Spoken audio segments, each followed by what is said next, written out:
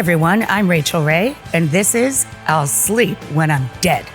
This is a podcast about drive, what fuels people that love hard work, and what we can learn from one another.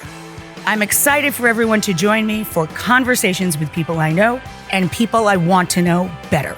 Welcome to I'll Sleep When I'm Dead.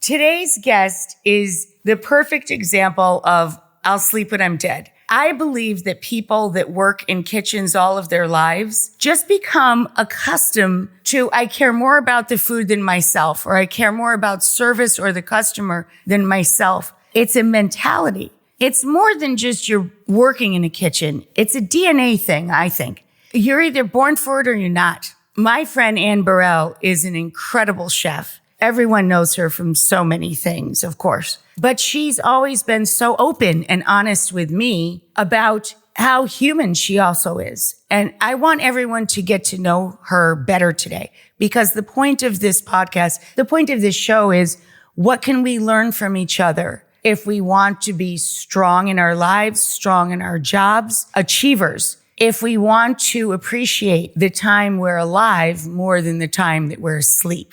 And certainly more than the time when we are dead, which none of us truly knows 100% about yet. So, Anne Burrell, how are you, my friend? Well, hi, Rachel. I mean, that was just a long and winding road to get here.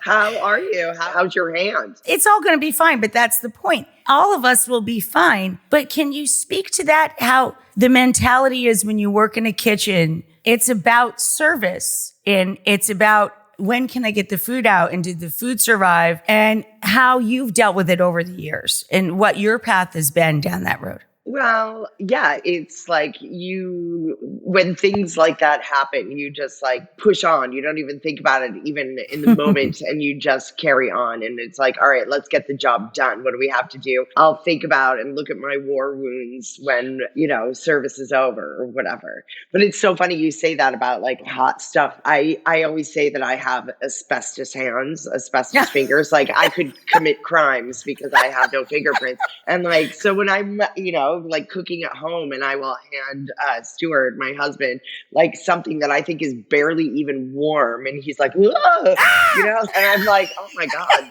okay, sorry, fresh. But yeah, it's like that, you just get it done, you burn yourself, you cut yourself, wrap it up in plastic wrap, and like, we'll just get it done and worry about it later. Where does that strength come from, Anne, for you? Where are those roots for you? How did you get to the point that you care about other people more than yourself, service more than yourself, the food more than yourself? Where are those roots? Because that's what this is about. Just trying to give people an anchor as to what drives all the people that are really successful in life and really passionate about what they do. Where does that come from, and how can we learn from your experience? Let's see. We're both upstate New York girls, so maybe it comes from upstate New York. I always, from when I was a little girl, loved the idea of hospitality and like providing and like sort of spreading joy. My mom hates it when I say this, but I'm like, oh, as a chef, I'm a professional pleasure provider. She's like, do you have to say it that way? I'm like, yes, I do. But I have memories of being a little girl and like at Thanksgiving, loving to, can we use the good silverware and the fancy dishes and setting the table like that? I think that is just sort of morphed into like my love language, that I'm a provider. You more than anyone knows about like going over the top and providing and giving. But I think that's sort of like in a chef's DNA, that's what we do. And we derive pleasure from giving other people pleasure. That's the joy that we feel. I love that you put it that way. It is so much fun to give. And you are thought of as a badass in life. And you are. You're tough. You're strong. That is a mark. It's a dichotomy. It's a mark of a great chef and a tough kitchen worker. But you are also this person that is so motivated, simply by service, love, and wanting to please people. Wanting to make people happy is what makes you happiest, is what I'm getting from what you just said. Yeah, absolutely. Can you talk about that dichotomy? Like how to be tough and how to be feeling at the same time. I think there's something to learn there. So it's funny that, like, it's kind of thought of as a dichotomy, and I think about, like, is this something that's almost like we think about it like women are thought like this, like, oh, she's tough, so she can't be nice and kind and feeling. So like, true. In my mind, I'm like, I have a job to get done and I am going to do that job. And always in my mind, it doesn't matter what I'm doing. Like if I'm watching TV and some situation's happening about like, oh, we're going to have people over for dinner. And in my mind, I'm thinking, how would you get it done? Like, what are you going to make? Where's your grocery shopping? Always in my mind, it's like mise en place, like happening. Like, how would I do that? Problem like solving. Very logistically oriented. And so to me, my brain is constantly thinking like that. And I think that it's kind of funny that, oh, because you're a tough, strong woman, that you can't be kind and nice at the same time, or feminine. That like, all right, she's either tough or she's nice or she's feminine. Like, why can't it just be all of those things? And like, why does it have to feel like a novel concept to have a woman that is all of those kind of things? And this is also the reason why I wear skirts in the kitchen, because it was a way always to sort of maintain my femininity. Yeah, I'm a badass girl chef and I own that and I love that. But I'm also a woman. I am also a chick. I love that about you too. So I don't think it has to be one or the other or the other or the other. Like, people are more than just one thing. So I feel like, especially for successful women, they're either tough or if they're feeling, then they're weak. That sort of irritates the crap out of me. It's bullshit. Yeah. And you are living proof of it. I have known you for years and I'm staring at a cup that someone gave me as a gift that says I'm a ray of fucking sunshine, by the way. Right? Yeah, that's right. I feel like that sometimes. Like, I am a ray of fucking sunshine. God damn it. You can be all things. And breaking down those barriers is why I'm so thrilled you're joining us in talking about that. It's just a bunch of misconceptions. Everyone should be able to be everything. We shouldn't have lists that make us the best of this or the best of that. It should just be, here's my work. Here's how I present myself, period.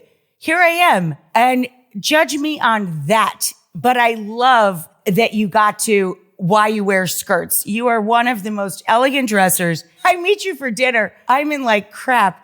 And you come in dressed like a movie star. And I'm like, oh, crap. Well, and it's usually probably something that you've sent me for Christmas or my birthday. Like, it's always, ooh, the Rachael packages have arrived. And it's like Christmas for days.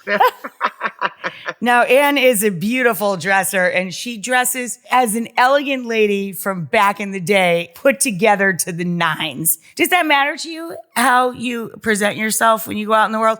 Because, absolutely, of course, since Food Network, I mean, that's a big deal for you, right? Like, everybody notices you everywhere for a long, long time. So do you think about that? Absolutely. Of course. I feel like what you put on your body and how you present yourself to the world, that's even just walking down the street. Everyone looks at everyone and notices. I like to say that I'm an observationalist, not a judgmentalist. Not a judgmentalist. But I'm an observationalist. And so I notice everything and I notice details and I notice, oh, interesting. And like people just fascinate me in general, what people decide to do or the decisions they make. And so, yes, I definitely care about how I present myself to the world. But I feel like that just goes into sort of the whole part of, I feel like when people take some care and some pride and some effort into their appearance, it leads into so many other things. Yeah. And when people are like, oh, I don't give a shit, I don't care. Well, if you saw yourself, think about if you were walking down the street and you saw you looking like that, how would you observe yourself? And I think that's important. So what do you take away from that at the end of the day? Because so many people say, I need to feel good from the inside out. And that's true too. But that idea that how we are appearing to one another or each other or to the world, especially if you work in a public platform, it does matter to some extent. Talk about that a little bit. Like, how do you feel about that? Is that weird? Is that pressure? Well, I feel like, when you take when you take some care and effort and to put yourself together, and it's like, oh, believe me, like some of my favorite days in the world are like, oh, I don't have anything to do today, or I don't have to like be out publicly. I don't have to take a shower. I don't have to do my hair today. I'm like, yay. Also, especially since the pandemic, like the idea of like having to like put on a face of makeup all the time. I'm like, oh, days that I don't have to do that too. I'm like, yes, bonus. But it's also, I feel like when you take the effort to do that on your outside, it makes you feel better on the inside. And like when you show up to a situation, no matter what it is, when you are put together, people notice that. And I think it just almost commands respect, where when you have taken the time to put together yourself and things don't have to be expensive, you put a little effort into yourself, then people are like, oh, okay, I see what she's all about. And they react accordingly. I agree with you. And now I'm embarrassed. I'm sitting here in a large t-shirt and a sweater, but it is cold here. Well, I mean, I'm sitting here, like an Amazon sweater, and I've got like no pants on. I'm just kidding.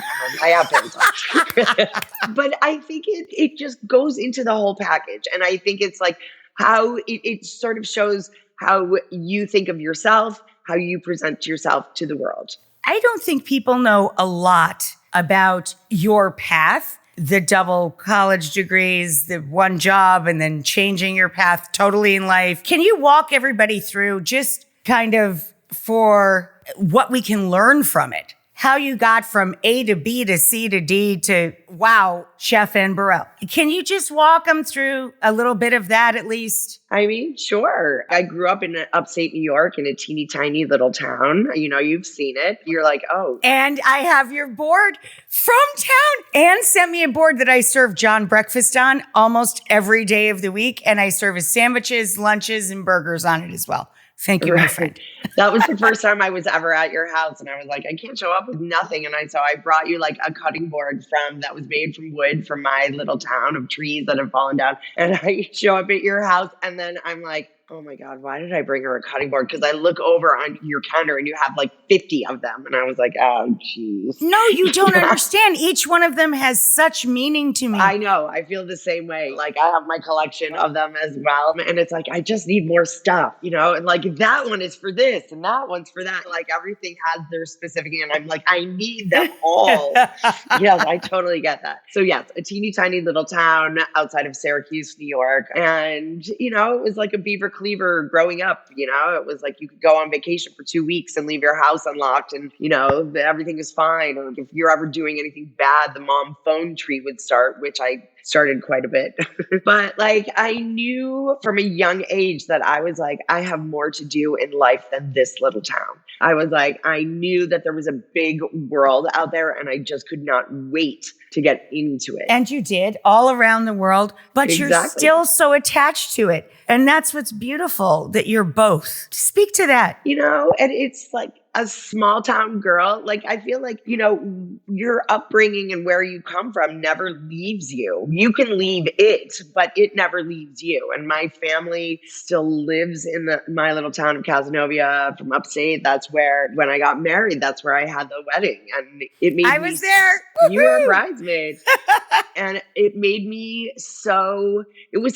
I will say, it was such a surreal experience having so many people that I know and love in my little town, like where I'm from. And I just remember like when the rehearsal dinner like sort of started and like the bus of all the people started getting off and I'm like, it was and I was like, oh my God.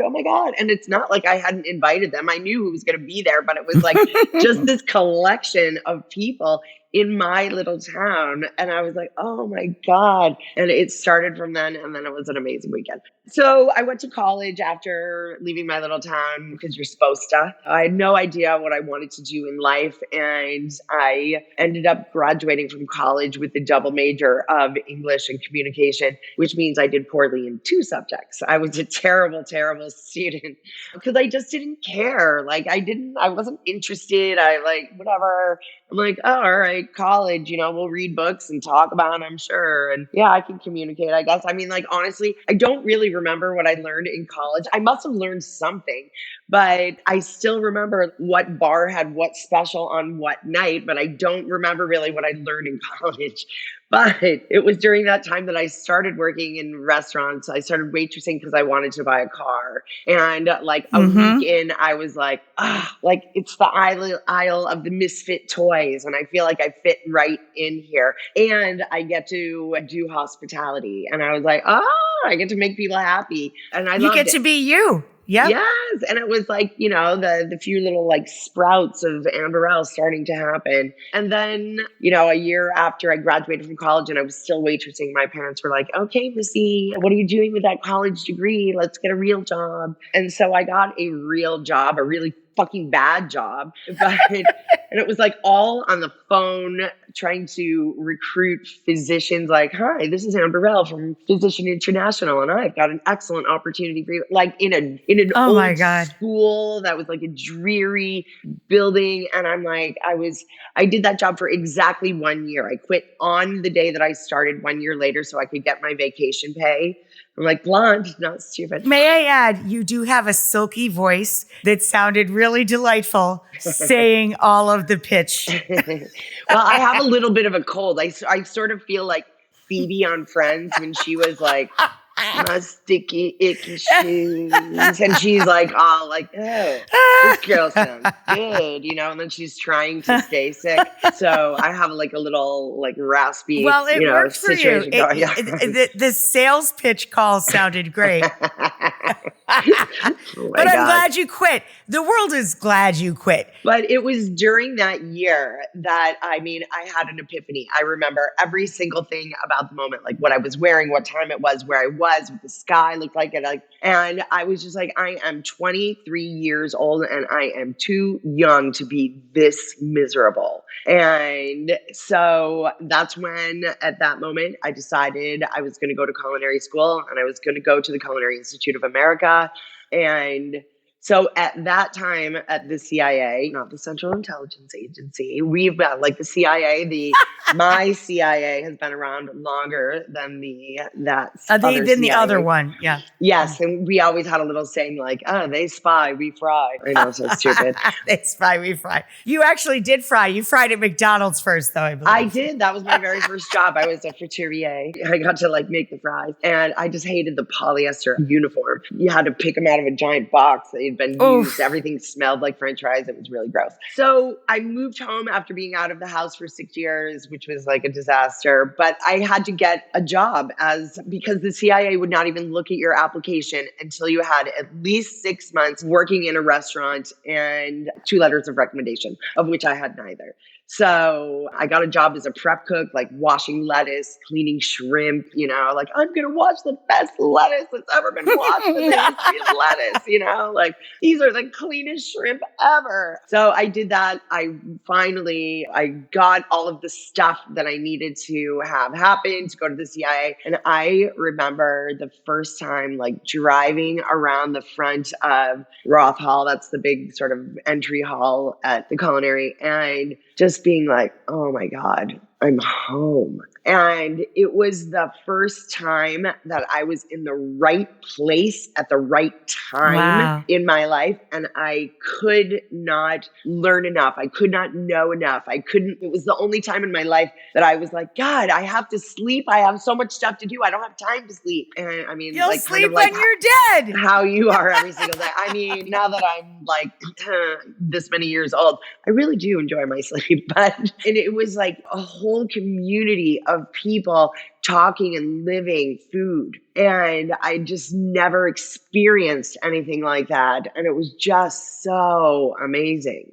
Your life's dream and this inner vision, Anne. that just came to life and then you followed it. I truly have chills. And I feel grateful every single day. No, and I'm sure you do too. You feel grateful that you have found your passion and that you get to make a living at it, so that you get to do it. It's like, I love the creating and I love the spreading joy and sparkles and, all of that kind of stuff. Oh, you love sparkles. You love sparkles. I take my sparkles. And you love a soundtrack. Anne has a soundtrack. Whenever she goes to work, whenever I work with Anne, the greatest thing about the day is that Anne has a soundtrack for the day. Always. I always travel with music, like in my world, you view it like this in a circle. The top half, things that bring people together. The top half, top 50% food. The bottom two, 25, sports and music. That's right. Those are That's the other thing that bring people together. And it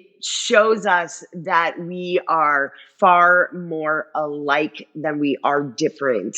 And not everyone loves sports, not everyone loves music, but those things, and food is culture, and culture travels in people. It doesn't respect international boundaries, and it's like everyone needs to eat, everyone wants to cook and provide for their family and spread joy and stuff like that. And it's like, I always find that, even my best working relationships happen after I have gotten to sit down and eat or have a few drinks and really talk to someone. When I feel like that's left out of the equation, then it just is never the right and the fulfilling relationship that I need it to be. And that's such a beautiful part about working. My husband, John, he's a lawyer by day, but he's by passion and in his heart, he's a musician. All of the things that connect us as people, sports, music, food, these things are what can bring us back together. And the world is so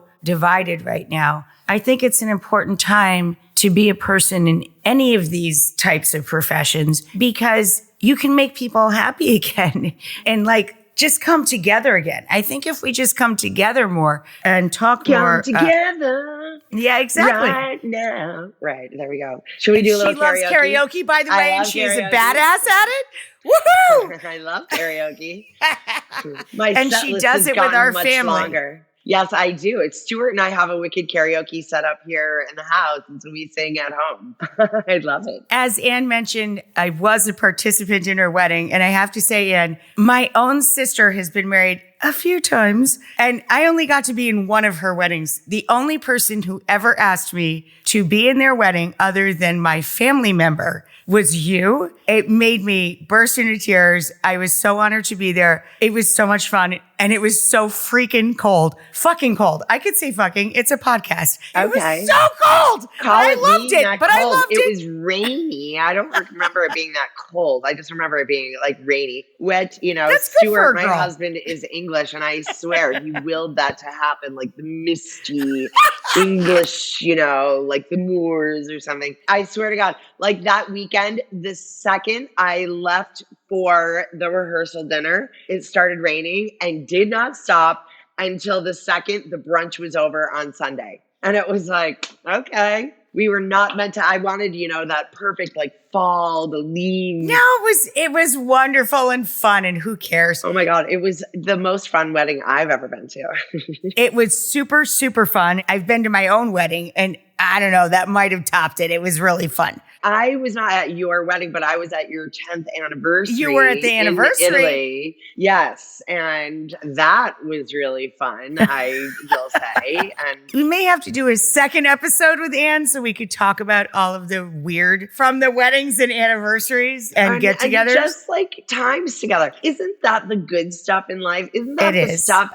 Perfect is boring. I am interested in what's not perfect. I like the messy in people. That's the kind of stuff that I'm ooh, let's talk about that. That's where I'm saying I'm an observationalist. I'm not a judgmentalist. All right, it's not that, you want people to have mishaps or flaws or whatever, but it makes life so much more interesting. And that is why we, plural, have jobs. Food Network has been with you and you with them forever. And the way you present yourself in public is always honest. And you tell people when there's messes and you celebrate successes and you are honest. And when you go into someone's home, someone's life, someone's kitchen, what they're putting in their family's bellies and in themselves, that's a big deal, man. And being truthful, people see that. They smell it from 10 miles away if you're full of bullshit. Yeah, they really do. Yeah, I think that's a huge part of both of our successes. I think that's why people can believe what we're saying and what we do. Do you agree? I totally agree. And it's so funny. Like the camera has a way of just sort of cutting through all the bullshit. And if you don't believe what you're saying, like the camera knows it and can just sort of see. Like when I watch like other cooks on TV, I can tell the difference between someone who truly knows their craft and knows that, has internalized the cooking techniques and it's like, or someone just trying to show me a recipe. To me, I say it's like the used car salesman kind of situation. Are you just trying to sell me something? Because I don't know if you really believe it. And I feel the camera can see truth and it feels truth. And it is just something that's exuded. It's not like anything really that you can do. But when people are true people, it's just something different. Who are the true people for you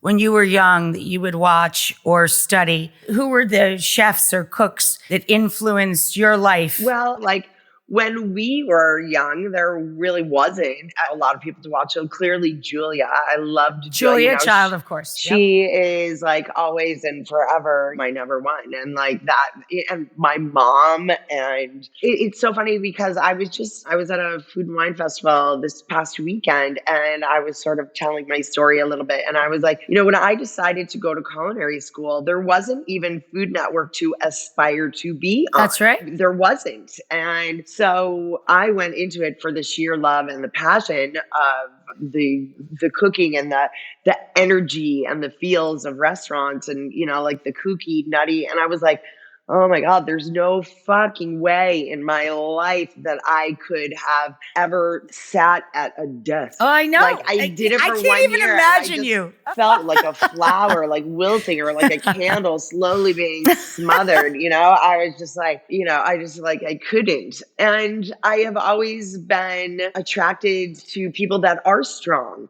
and that are a little offbeat and kooky and quirky and whatever. And, like people have always said that about me. And I'm like, I don't know. Am I quirky? I don't know. I'm just me. To me, it feels pretty regular, like I don't know how to be anyone else. I'm honest because I'm like, oh my God, with all the crap that's rolling around up here, I could never keep my lies straight. So I have to I just have to be. And I don't know how to be anything else. People think of you as a badass, and you are, but you're also super thoughtful and you can be very vulnerable and humble and kind. Ridiculously kind. How do you balance that? And do you ever think about the way people think about you? I don't. I never look at anything. I'm like afraid to, quite frankly. No, seriously. There was a site called I Hate Rachael Ray for years. And I'm like, well, at least they're watching. I remember that. Yeah. I do, actually. Yeah. But do you think about that? Do you care about what other people's opinions are? And do you think people know who you really are? It's really interesting that you ask me that because, we've been talking about my wedding and stuff, but then after a wedding, there's a marriage. I did not get married till I was 51 years old. And it was my first marriage. And, before that, I had been like living the rock star chef lifestyle and, whatever, living alone in the West Village and I got it all. And then you get married and like, all right, cool. We moved to Brooklyn and, made the cool loft apartment and all this stuff. And then when all of the wedding and the renovation and all that's done, and then you're just sitting there and it's quiet, you're like, oh, now it's just two people like staring at each other. I feel like marriage really teaches you a lot about yourself because when you live alone, you can just go and shut the door and, you work things out in your own mind. But when you're living with someone all the time, it teaches you like more things about you. It makes you be brutally honest with yourself. And it really like kind of shifts your thinking a little bit. And so since I have been married, which, only a couple of years, it really has been teaching me a lot about myself. And it has been making me think, oh, wow, I wonder how people do think of me and all of this kind of stuff. Forever, how you're saying about the I hate Rachel, right? Which is so funny. Oh my gosh. Like, who would take the time to do that? Like, fucking loser. I loved it. They watched every day. Right? But that's what I mean. So that reminds me of the very first day after my very first show of Secrets of a Restaurant Chef a million years ago aired. And Bob Tushman, who was the vice president of the Food Network at the time, called me and he was like, don't read the blogs. Because this was before social media, really. Don't read the blog. And I'm like, too late, I already did. But he gave me some amazing advice. And he was like, listen, you are going to be one of our most polarizing talents. And if you affect people enough to go to their computer and write something, blah, blah, blah, you have done your job. And the worst thing that you can be is vanilla, where no one cares and no one's talking about you. So I say it like, oh, look at you affected people enough to like make a whole freaking website out of it. Look at you, rock star.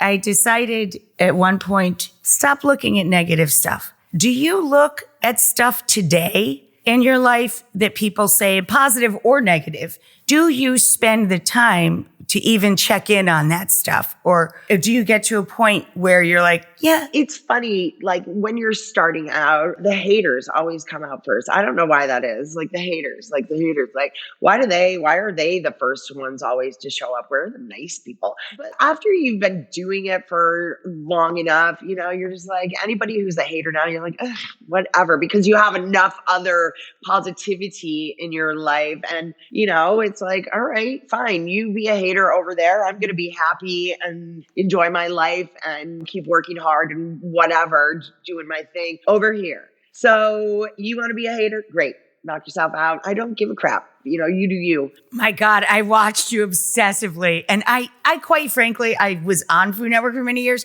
but I rarely watched Food Network. I watched Anne on Iron Chef.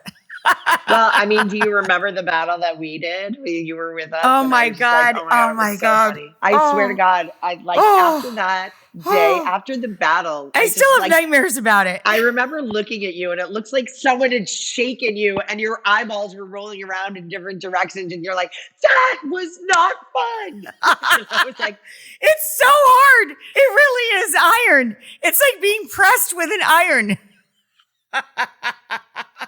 Okay, so another thing that we have in common in the laundry list of everything we have in common is that we are both big sports fans. I think you're the number one fan probably ever of the Rangers. I love my New York Rangers and they are doing so well this year. I loved getting that picture of you and Harlan and his daughter and Tommy all at the game together. I hope to one day do that with you myself. You have invited me several times, not just once. I'm going to get there eventually. Yes, yep, okay. I know. I'm still waiting, Rach. I know. But I do think that you have something to share with Mets fans that's pretty big news. It's pretty big news for me. And my husband, who's a Yankee fan, and I'm a Red Sox fan, of course, threw out opening ball from the mound over the plate. Veritek caught, just saying, not a grounder. But I'm excited to go see the Mets now because why, Anne? Well, Rach, I'm doing like one of their concession stands this summer at Citi Field. So